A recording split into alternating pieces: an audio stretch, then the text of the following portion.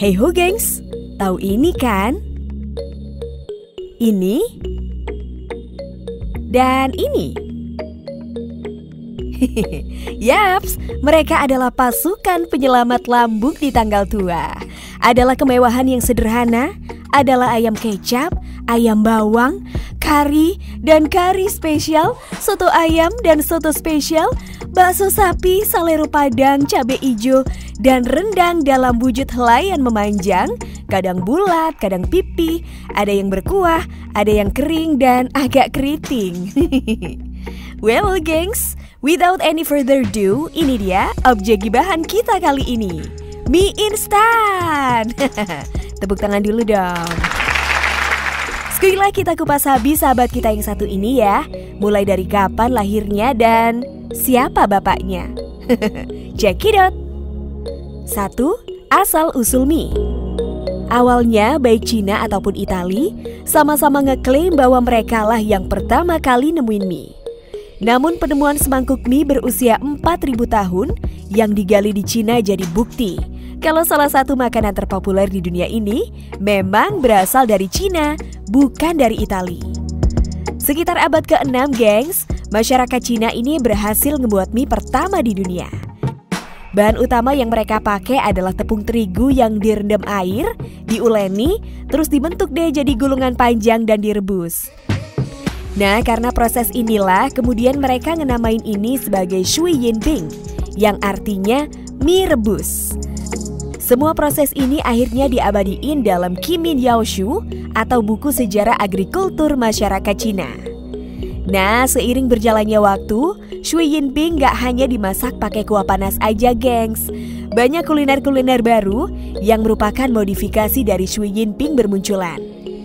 Di Cina bagian utara misalnya, muncul sajian yang bernama liang fan atau mie yang dihidangin dalam keadaan dingin. Waduh, pasti pas dipanggil gak noleh tuh.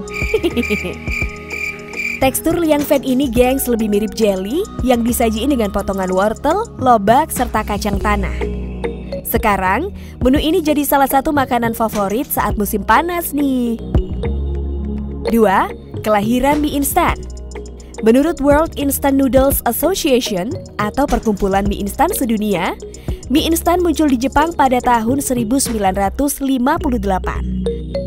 Seperti yang kita tahu, gengs, sebelum itu Jepang udah punya ramen, mie tradisional yang dibikin dari gandum dan disajiin dalam kuah kaldu dengan topping irisan daging atau tahu.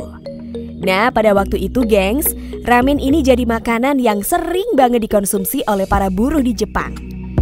Adalah Momofuku Ando atau nama asli Wu Paifu, seorang pengusaha asal Taiwan yang punya ide buat nyiptain mie instan. Kok bisa kepikiran bikin mie instan sih, Pak? Kenapa nggak bikin yang lain? Cilok kek atau apa gitu? Jadi ceritanya, geng, selama Perang Dunia II, semua bisnis yang udah Pak Ando rintis itu hancur, gengs. Beliau sering keluar masuk penjara lantaran dituduh nipu dan penggelapan uang. Tapi Pak Ando ini nggak nyerah, gengs. Ia terus nyoba ngerintis berbagai macam bidang usaha. Sampai akhirnya kira-kira 10 tahun setelah Perang Dunia II berakhir, Kementerian Pertanian Jepang akhirnya ngelirik kegigihan Pak Ando. Kementerian Pertanian Jepang akhirnya ngubungin Pak Ando nih buat konsultasi, nyari gimana caranya biar warga Jepang mau konsumsi lebih banyak tepung gandum Amerika Serikat. Karena pada saat itu, tepung gandum jadi komponen utama dalam bantuan Amerika Serikat ke Jepang. Bingung dong ya, Pak Ando ini nyari ide. Lalu Pak Ando ingat sesuatu nih, habis Perang Dunia II saat Jepang lagi ngalamin krisis bahan pangan, masyarakat rela antri berjam-jam demi semangkuk ramen. Pak Ando berpikir kalau situasi tersebut dibiarin berlarut-larut, maka orang-orang kelaparan bakalan semakin banyak karena kelamaan nunggu, gengs. Nah, dari keresahan itulah akhirnya tumbuh ide buat bikin mie instan dengan bahan utama tepung gandum. Tapi penuangan idenya nggak semulus itu, gengs. Eksperimen yang dilakukan Pak Ando ini berkali-kali gagal, namun Pak Ando nggak putus asa. Beliau terus nyoba terus, sampai akhirnya nemuin formula dan metode yang pas. Beliau ngeringin mie basah dengan menggorengnya di minyak panas bekas menggoreng tempura. Dan ternyata berhasil. Proses ini ngebentuk rongga-rongga kecil pada mie sehingga lebih awet dan cepat matang pas dimasak. Dan pada tahun 1958,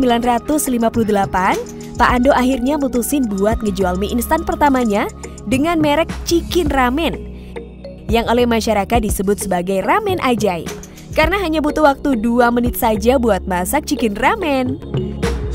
Dalam sekejap produk tersebut laris manis di pasaran. Lalu Pak Ando ini juga ngenalin mie instan ke Amerika Serikat dengan kemasan baru, gengs, yaitu cup styrofoam tahan panas. Tujuannya agar konsumen bisa ngerebus dan langsung makan tanpa repot. Waduh, gila sih Pak, brilian. 3. Mie instan masuk ke Indonesia. Itu tadi sejarah lahirnya mie instan ya, gengs. Lalu gimana sih sejarah awalnya mie instan ini masuk ke Indonesia? Nih Mimin infoin. Merek mie instan pertama di Indonesia adalah Supermie, gengs. Mulai dikenalin pada tahun 1971 oleh Sudono Salim yang berkongsi dengan Jepang. Ketua Asosiasi Pengusaha Industri Pangan, Pak Budianto, bilang kalau awalnya Supermie ini nggak berkembang karena masalah selera. Namun perlahan tapi pasti, Supermie mulai diterima masyarakat. Supermie bahkan jadi sebutan umum buat mie instan hingga tahun 1980-an. Meskipun merek lain seperti Indomie sudah beredar waktu itu, gengs. Oh gitu toh. Mimin kira yang tertua itu Indomie loh. 4. Kandungan mie instan. Meskipun enak, murah, dan ngenyangin, tapi tetap harus bijak ya, gengs. Gak boleh sering-sering makannya. Karena di dalam satu bungkus mie instan ini terkandung beberapa bahan yang gak bagus buat tubuh kalau dikonsumsi secara berlebihan. Dalam sebungkus mie instan mengandung tepung terigu, gula, natrium, minyak sawit, TBHQ, dan BHA. Nah, TBHQ atau tertiary butyl hydroquinone dan BHA atau butylated hydrocyanisol berfungsi sebagai pengawet makanan ya, gengs, yang jika dikonsumsi secara berlebihan bakal menyebabkan gangguan fungsi hati. Pernah dengar kan kalau makan mie instan tuh nggak cukup 1 porsi? Nah, ini karena bahan utamanya adalah tepung terigu olahan dengan sedikit nutrisi dan kadar kalori yang tinggi. Itulah kenapa terlalu sering makan mie instan bisa bikin obesitas. Kandungan garam dan gula yang cukup tinggi dalam sebungkus mie instan juga bisa ganggu tekanan darah, jantung, dan fungsi ginjal loh kalau dikonsumsi secara berlebihan. Jadi secukupnya aja ya, gengs. That's a wrap, gengs. Thanks for dropping by and watching this video. Last words to say, success is not final, failure is not fatal. It is the courage to continue that counts. Semoga video ini bisa mencerahkan kalian. Kalau kalian suka, silakan like, subscribe, share, dan aktifkan lonceng notifikasi. Jangan lupa tinggalkan jejak kalian dengan komen di bawah ini ya. Bye, gengs!